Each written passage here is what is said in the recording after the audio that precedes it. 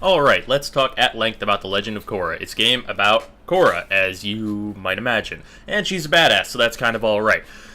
Now, the show has a few other characters that you might want to see, but you're pretty much not getting any of those. That's not going to happen. You'll see these two a little bit, though, so that's okay. But let's just jump right in immediately. These are the items in the game. They are alright. You've got your basic usable items, which are all at the top, besides Eros T, which is a item that lets you try out other items. Basically, it's random. And that's fun. As you go through and unlock bendings, you'll get all these bending arts and all these different moves that you need to buy, which is nice. And like, they help you out and they make your combos interesting, and they're nice to have. And they make the spirit energy or whatever you're getting much better. And then you have talismans. Talismans are super important because they make the game way better all on their own. You can have a lot of trade-offs. You can do kind of like a build sort of thing. The most important one is this one, the spirit one, because it just makes everything better. Charge boost, you get that at the end of the game. Healing talisman is incredibly good. Charge armor is important for later because we need to talk about it. I have not used these two because they didn't seem that great. And then this last white crystal we have to talk about because it kind of changes the game a lot. These last three items I haven't used at all. They kind of are like easy mode items, and they kind of give you too much of an edge, so I never tried them out. So, the items in the game, specifically the talisman, affect the game a lot. But let's look at your customization as a whole. You have 4 item slots. And this will tell you your this page here will tell you your combos. You've got different costumes that are quite nice, actually. I have all of them here. And what items you bring into a mission, like, greatly affect how you're going to need to play. I've beaten both modes, so there's that. Now, let's just jump right into some gameplay. Cinematics, not important. The story in this game is completely throwaway, like 100% bleh. Like, by the end of the game, it's been completely gone. In the top left, you have your 4 elements, which are earth, air, fire, water. And they're all unique, and they're their own weapon sets, and that's really good. And with the 3 bars in the top, you have your charge levels. Currently, with the items that I'm using, I don't have to charge that up at all, ever, and the other item makes it so that I don't get stunned, and now I'm using an attack power doubler. So I have a very, very tiny amount of health, but I do outrageous damage. And this is the way that I played through the expert mode of the game. And here at the beginning, normally this stage is where you learn firebending, so you have to do a challenge to complete it. During the first run, this stuff can be super hard to do, which is not great. Showing off a little bit of the charging. Fire is really good for getting around the map. It's quite nice. But this is what you end up with. And your charge levels, as I'm pointing out, also affect your boosting around the map. And charging, we'll get more into that in a bit. Basically, whenever you go into combat, a lot of times you're locked into an arena that you can't escape from.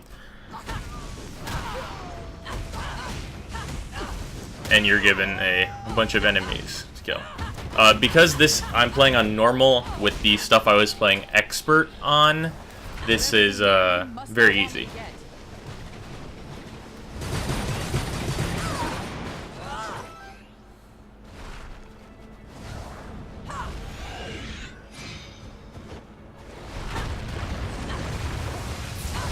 And there are plenty of hidden areas as well.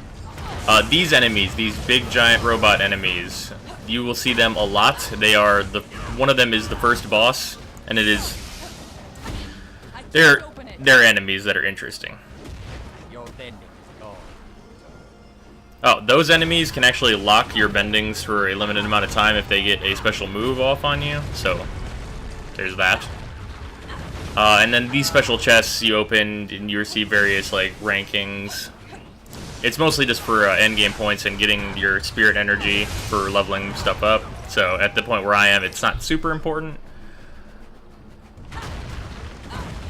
And plenty of things in the environment are destructible, which is quite nice. Enemies do have a habit of doing that, though, where they will just disappear and reappear, which is not a huge fan of that. You can skip plenty of the encounters, as I'm doing, because I don't like the encounters on the platforming sections. They can be quite frustrating. Now, this section here, I'm going to revisit this later. Whenever I come back to this section with different items, this section is infuriatingly hard because of two specific reasons. But we'll get to those whenever I'm here.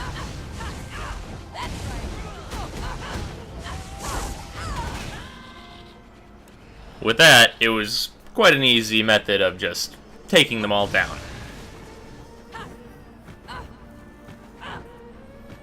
Keep in mind, though, that this is with me having 3 of the bendings maxed, and water is 1 from max, so they are already quite powerful, and I am doing double damage on top of that.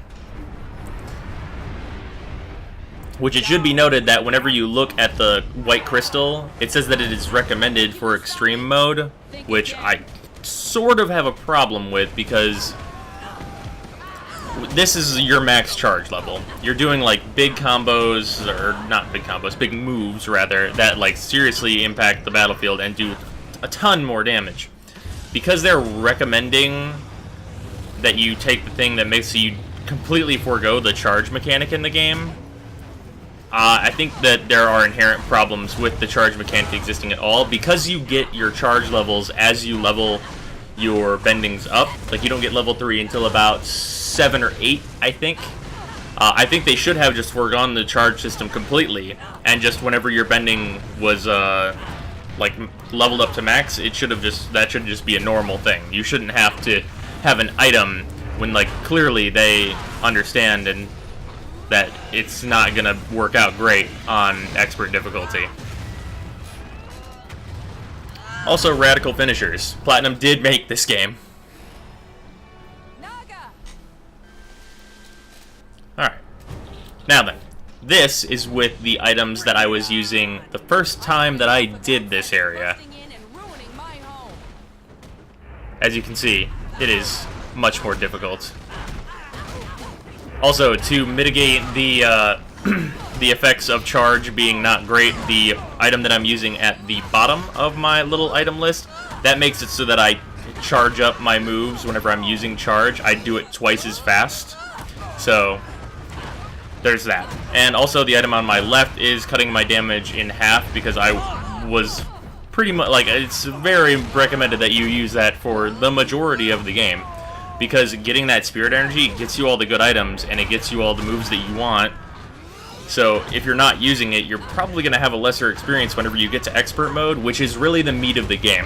Expert mode is where, when you play expert mode, it kind of makes it feel like the normal mode of the game was just a tutorial, so that you can kind of figure it out, and then you get to expert mode, and it's like, this is the real game. Because they add enemies, things get more fun.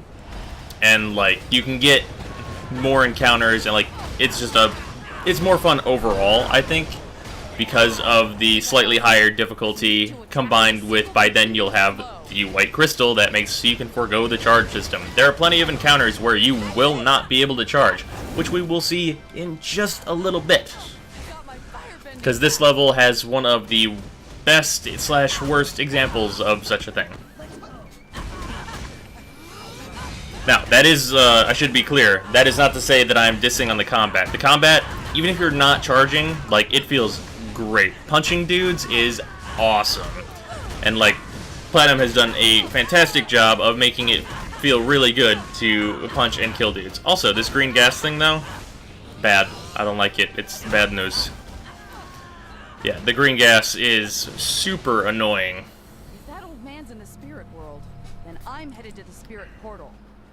Can't afford to meditate in. When I drop a charge level, I think I drop a charge level at some point while doing my fire boosting, you'll see that it is a shorter boost. I really wish Mako and Bolin were here to help right now. Another firebender would be nice. I think that might have been the shorter one. If it is my ex-boyfriend.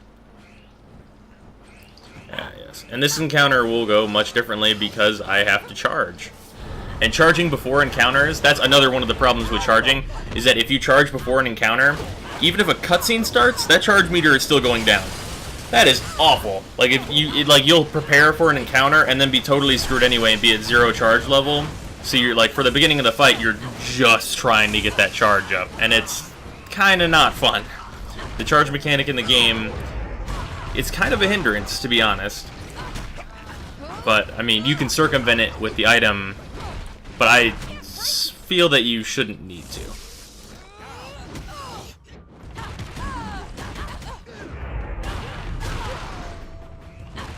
Also, since the bendings are so different and they are their own weapon, you will find your favorite inevitably. Mine is Earth. You'll see me switch to Earth like as much as I possibly can because it's super fun, because it's like a big, hard-hitting, like, badass thing that I really enjoy. Also, when you fight other benders, sometimes you will go into that like quick time event countering system, which is quite fun.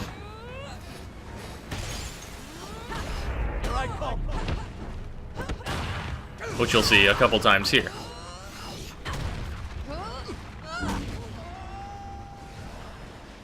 Alright.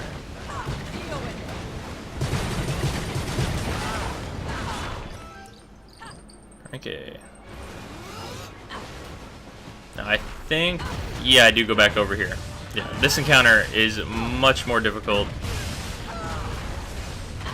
Also, these, pillars without the damage buffs are much more difficult to destroy.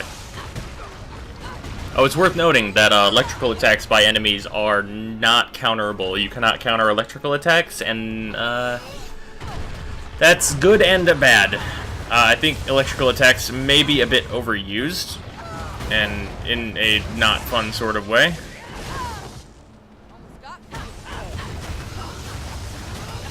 Like, for example, this golem with its little, like, put the hand in the ground electrical, like, thing.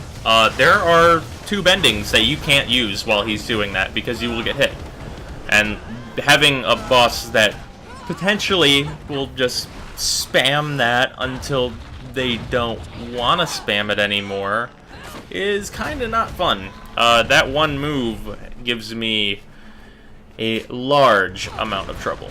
Here, the nice thing about the charge levels is shown, specifically for Earth, you get more multi-hits on the 2nd level of Earth, so those chests will give you higher rewards because you're multi-hitting like crazy. Here, I do this sequence, and it pretty much shows why I don't like battling in like the no area zone, because you'll get things like that with firebending, where your leap or charge at them takes you off the edge again and again, and it ends up being like, can I just have a slightly larger area, or can firebending maybe take me to my enemy or not take me there at all, which I think would be better. Starting to wonder if I should have left those spirit portals open after all. Now, this sequence right here exemplifies what is bad about the charge stuff.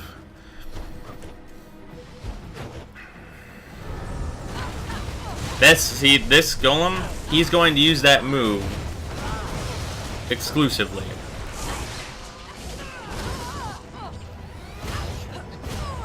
Well, nearly exclusively. He's going to spam it pretty much as he can. And that sucks. And another thing that you're about to get like a big taste of right here, I think in a moment, the gas. Great, gas, I want to escape. This is an invisible wall. I can't go around this pillar, I'm trapped here. Having an arena that isn't like the barriers of like the actual, like, it's fine that this is an arena that I can't just skip this battle. That makes perfect sense. But having it be like an invisible wall that's just around an arbitrary part of the stage really sucks. And it's the reason that I just died right there and had to use my revive item, is because like I thought I could go around it and I couldn't. The invisible walls are not, like, there's like a slight hazy purple mist you can kind of see. They don't point themselves out very well. And that combined with this golem spamming his electrical stuff and like the gas that makes it hard to see, it's not a good experience, to be perfectly honest. And it's like I can't do the damage or get like the area of effect that I need because I can't charge, because if I stop to charge, the golem will hit me, or one of the ranged enemies will hit me. There are a lot of enemies that simply make it so that you can't really charge. And here, when I do finally get my charge up, I do plenty of damage, and it's like a great time. But I think for this, it's probably enough to show just that. Now, let's get on to the bonus content. Okay. This is Naga running. This is an endless runner. I don't have a problem with this as much as I totally have a problem with this. In the beginning, this is kind of fun. I like it. It's well designed. It's not atrocious or garbage on the first playthrough. I have inherent issues with this because it's not what I'm here for. I'm not sure if that makes total sense, but whenever you're going through the game on expert mode, which I highly suggest you do, this stuff feels like a huge fucking chore. Especially because on expert mode, they decided that in order to make this more difficult, what they really needed to do was, instead of giving you 3 hits of stuff, like there are a couple instant kill barriers that will instant kill you anyway in this, because it is like an endless runner type deal. But like there are smaller hits that will not instant kill you, and making it so that you can only take one ever makes one specific section super fucking frustrating. Which we'll see that section as it's right after this one. Here I'm doing fantastic, because trust me, I had very recently gone through on expert difficulty and had to do the bullshit section, so I'm really good at this now. So, this should finish up quite quickly, and then once that's over, we'll see the section that is pretty bullshit, and I really don't like it. Also, those little, those larger chi orbs, or spirit orbs, whatever you want to call them, those are supposed to give you extra hits. In expert mode, those don't do anything. That mechanic is foregone completely. Yeah, that's the normal type of stage that you will encounter, and those are fine. Even on expert difficulty, I'm quite okay with those stages. They are totally reasonable. Now, this section is not totally reasonable. Now, it's worth noting that I'm going to fucking dominate this section because I had to retry it probably 20 to 30 times. This right here, this is the checkpoint. There are 3 of them. They all have, like, boss tier health. And on expert mode, you die if they hit you with anything, including unblockables. And there are a lot of things they can do. And then whenever the stage turns like this, if he's on the complete right side and shoots that electric whip thing, if you're all the way to the left, you don't have time to dodge. You can't dodge it. So, like, it's frustrating that this part of the game that I kind of don't want to play, to be totally honest, like, it's kind of throwaway, like, this was my progression blocker in expert mode, is that I had to do this. Because I would get down to, like, the second or last, like, one of these robots, and then get hit one time and be dead. Now, waterbending can stop one hit. But a lot of, like, I'm very good at it now, as you can see. I'm just dodging in and out of everything, and it's no big deal for me, because I did this for so goddamn long. But hugely frustrating. Like, the most frustrating thing ever on expert mode. Like, whenever you just want to get to the next area and you don't want to do this section because the combat is really good, and this isn't the combat, like, it's unsatisfying that you can't just be like, I want to play the good parts of the game. Which kind of sucks, to be honest.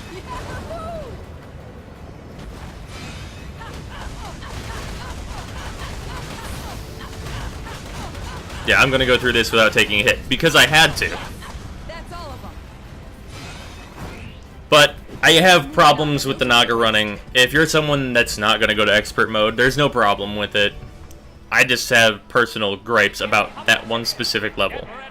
Okay, now then, this is our bonus content stage thing where we do the pro bending. You are you're constricted to just water bending here, which is okay. And I mean, it exemplifies some of like the countering mechanics. And you have to do this twice during the story mode, which is fine, I guess.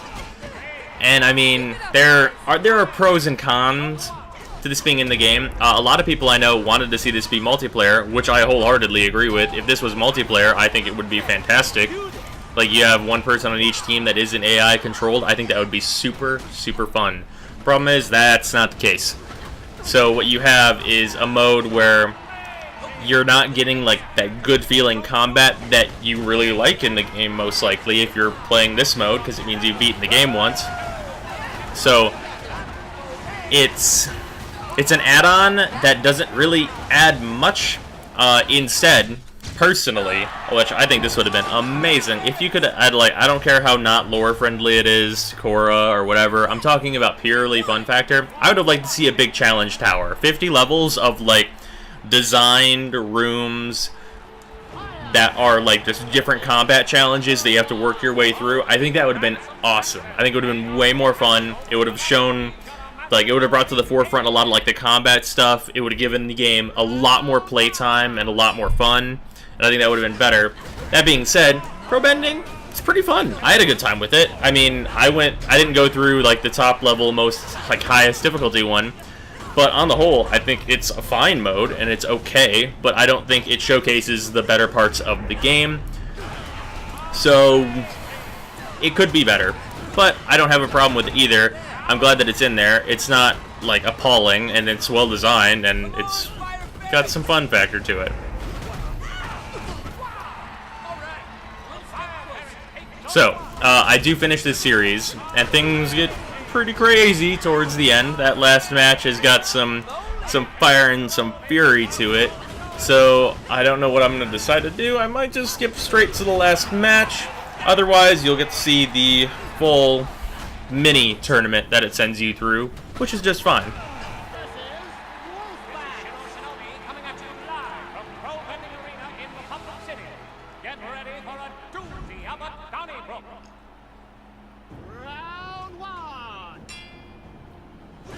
Bending is back and better than ever, which is a bad thing for you.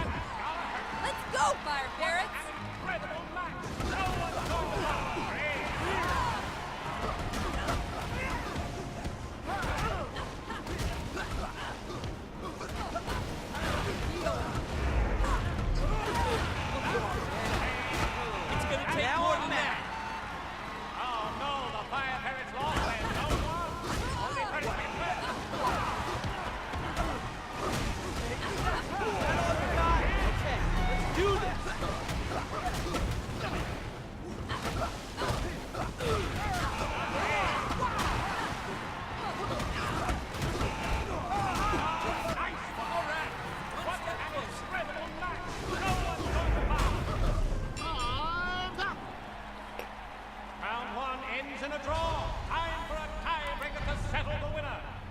Face off! It's one-on-one. Play the best and they'll win.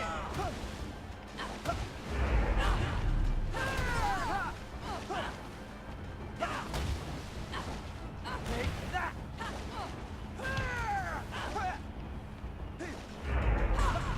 Great job.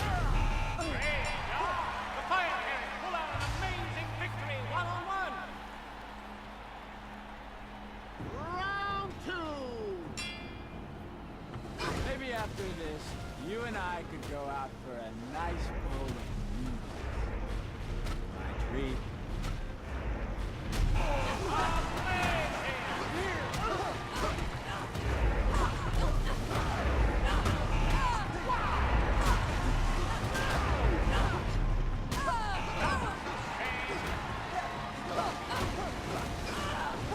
Okay, let's do this! Okay, let's make this Fire quick. Parents take zone one.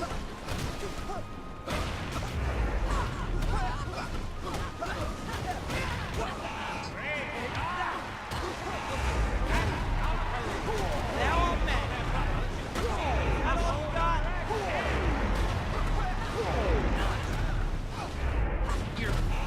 How's that feel? Okay, let's do this! Man, I love that zone! Chance for the Fire Parents.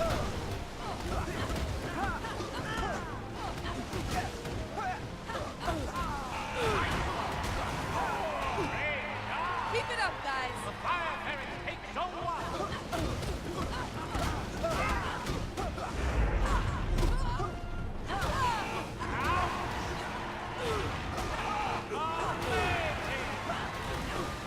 Okay, let's do this! Bowling! Fire Parents are on a roll. They've got 1 minute to go. Oh, yes, okay, that hurts. It hurts.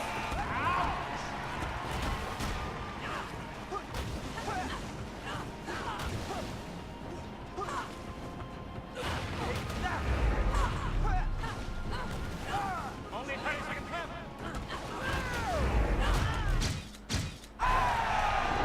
Okay, let's do this!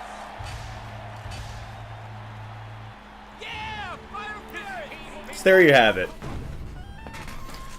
That is the Pro Bender side content. Not terrible. Alright, so let's talk about the good. It's visually pretty, fun gameplay. The boss fights, there are 2 of them, are really pretty good. First one, last one, amazing. Customizations are pretty good. They change up the gameplay.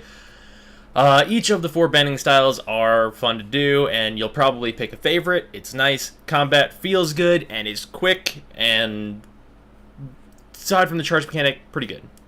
Bad stuff. Slow as molasses going uphill in January. Holy shit, it takes forever to get going. You don't get all the bending until you're almost done with the game.